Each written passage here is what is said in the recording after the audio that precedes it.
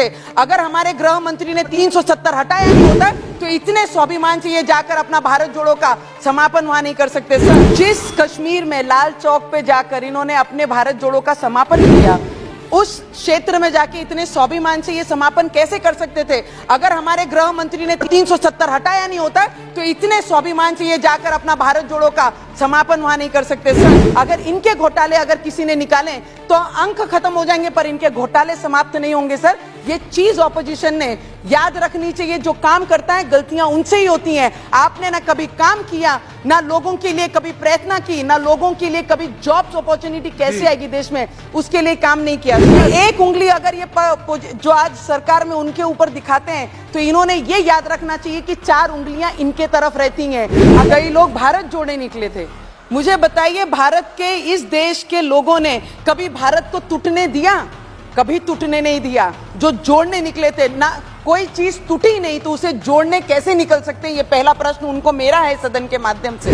वो पाकिस्तान हमारे देश का नमक खाता था और आतंकवादी हमले हमारे देश पे करते थे, पर 2014 के बाद मोदी जी ने उनकी भाषा में उनसे बोलना सिखाया कि जिस भाषा में तुम सीखोगे उस भाषा में तुम्हें सिखाएंगे। उस तरीके से आज हमारे मोदी जी काम कर रहे हैं। टाटा हो या अंबानी हो या अडानी हो, ये कितने लोगों को रोजगार इनके माध्यम से इस देश के मिला है। हमारे देश के प्रधानमंत्री जी का नारा है, ना खाऊंगा ना खाने दूंगा। इस तरीके की सोच रखने वाले पहले प्रधानमंत्री हमारे देश को मिले हैं। मोदी जी पर बहुत सारे लोगों ने अलग अलग बातें कही हैं। उसके अलावा मैं ये चीज बोलना चाहूंगी, कपड़ा, रोटी और मकान और स्वास्थ्य और हेल्थ के ऊपर अगर किसी ने इस देश में पहली बार प्रधानमंत्री जी ने ग्राउंड पे जाकर लोगों से बात कर कर चर्चा कर कर, वो एम्स को रिलेटेड हो या अपने आवास को रिलेटेड हो या किसान के निधि के लिए हो या किसान को कर्ज माफी के लिए हो या विद्यार्थियों के स्कॉलरशिप से लेकर हो या विद्यार्थियों के साथ स्पोर्ट्स में हो, क्रीड़ा क्षेत्र में हो, हर क्षेत्र को अंडरलाइन करके इस देश के प्राइम मिनिस्टर जी ने ये देश का हर व्यक्ति आगे बढ़ना चाहिए, ना कि पॉलिटिकल बैकग्राउंड को बिलोंग करने वाले लोगों को आगे बढ़ाने का काम उन्होंने नहीं। उन्होंने एक काम किया है, जो जरूरतमंद है, जिन्हें आवाज नहीं, उन्हें आवाज देने का काम किया है। किसानों को कर्ज माफी करके उन्हें आगे बढ़ाने का काम किया है। किसानों को वर्षाना जो 6,000 रुपया दिया वो देकर उनको मदद करने का काम किया है। हेल्थ सेक्टर में और एम्स देकर, मेडिकल कॉलेजेस देकर, अब आने वाले समय में प्रेसिडेंटल स्पीच में जो नर्सिंग कॉलेजेस देकर आने वाले समय में सिस्टर ब्रदर्स को और उपलब्ध कराने के लिए उनके लिए जो फैसिलिटी दी जा रही है, जॉब्स अपॉर्चुनिटीज बनाई जा रही हैं, उन्हें भी ध्यान रखना चाहिए। सभी ऑपोजिशन वाले जब भी बोलते हैं तो यही चीजें टारगेट करते हैं कि मोदी जी को किस पॉइंट पे पकड़ना है, किस पॉइंट पे नहीं बोलना है।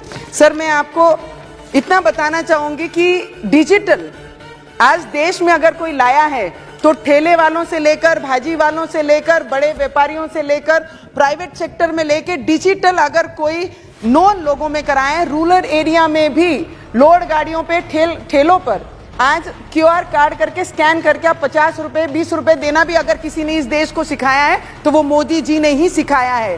टैक्स ईमानदारी से अगर भरना है, अगर वो किसी ने सिखाया तो हमारे मोदी जी ने ही सिखाया है। सर, हमारे महाराष्ट्र में 33 महीने की गवर्नमेंट थी, सरकार थी। आमच्या महाराष्ट्रामध्ये 33 महीन्याची सरकार में हनुमान जी का नाम लेना और राम जी का नाम लेना बहुत बड़ा गुनाह था, पर आज हमारे डिप्टी CM साहब, हमारे उप मुख्यमंत्री और मुख्यमंत्री शिंदे साहब की सरकार में जो राम का नाम लेगा, जो हनुमान का नाम लेगा, वो देशभक्त होगा, उनका सत्कार हमारे महाराष्ट्र में होता है। आज वो सरकार है। सर, प्रेसिडेंटल स्पीच में जेल का अनुभव है सर मुझे, 14 दिन का। ये महाराष्ट्र गवर्नमेंट ने, उद्धव ठाकरे जी की गवर्नमेंट ने मुझे जेल में डाला था तभी, जब गरीब लोग वहां पर जो कोई कारण से अरेस्ट हुए हैं या उनकी बेल हो चुकी है, पर बेल बॉन्ड भरने के लिए जिनके पास पैसे नहीं है उसका भी प्रावधान, या इस समय हमारे प्रेसिडेंटल स्पीच में उन्होंने बताया है, वो सच में जेल में अगर देखेंगे तो बहुत ज्यादा तकलीफ में वो महिलाएं उस जेल में रहती हैं जिनके पास 5,000 बेल बॉन्ड भरने के लिए नहीं है या 10,000 रुपये बेल बॉन्ड भरने के लिए नहीं है। हमारे देश के प्रधानमंत्री जी का नारा है, ना खाऊंगा ना खाने दूंगा। इस तरीके की सोच रखने वाले पहले प्रधानमंत्री हमारे देश को मिले हैं। सर, कई लोग भारत जोड़ो निकले थे। सर, वेरी इंपॉर्टेंट क्योंकि हम देश के युवा एज ए रिप्रेजेंटेटिव है, ये बोलना बहुत जरूरी है। कई लोग भारत जोड़ने निकले थे। मुझे बताइए, भारत के इस देश के लोगों ने कभी भारत को टूटने दिया? कभी टूटने नहीं दिया। जो जोड़ने निकले थे ना, कोई चीज टूटी नहीं तो उसे जोड़ने कैसे निकल सकते हैं? ये पहला प्रश्न उनको मेरा है सदन के माध्यम से।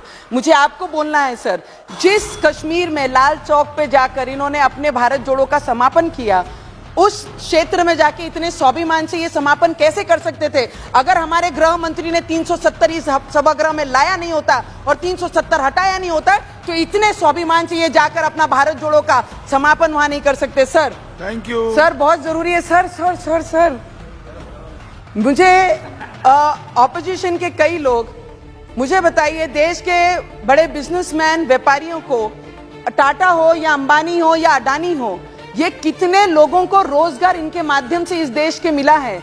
मुझे ऑपोजिशन को एक प्रश्न पूछना है। ये एक उंगली अगर ये जो आज सरकार में उनके ऊपर दिखाते हैं तो इन्होंने ये याद रखना चाहिए कि 4 उंगलियां इनके तरफ रहती हैं। अगर इनके घोटाले अगर किसी ने निकाले तो अंक खत्म हो जाएंगे, पर इनके घोटाले समाप्त नहीं होंगे। सर, ये चीज ऑपोजिशन ने याद रखनी चाहिए। जो काम करता है गलतियां उनसे ही होती हैं। आपने ना कभी काम किया, ना लोगों के लिए कभी प्रयत्न की, ना लोगों के लिए कभी जॉब्स अपॉर्चुनिटी कैसे आएगी देश में, उसके लिए काम नहीं किया। Sir sir, last 2 minute sir, just 1 minute में समाप्त कीजिए।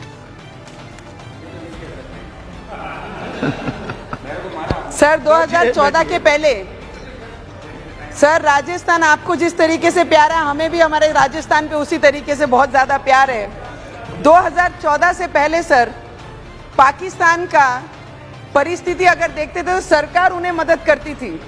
वो पाकिस्तान हमारे देश का नमक खाता था और आतंकवादी हमले हमारे देश पे करते थे। पर 2014 के बाद मोदी जी ने उनकी भाषा में उनसे बोलना सिखाया कि जिस भाषा में तुम सीखोगे उस भाषा में तुम्हें सिखाएंगे। उस तरीके से आज हमारे मोदी जी काम कर रहे हैं। मुझे लगता है प्रेसिडेंटल स्पीच के ऊपर सभी ने अपने अपने अलग राय, अपनी अपनी विचार रखी हैं।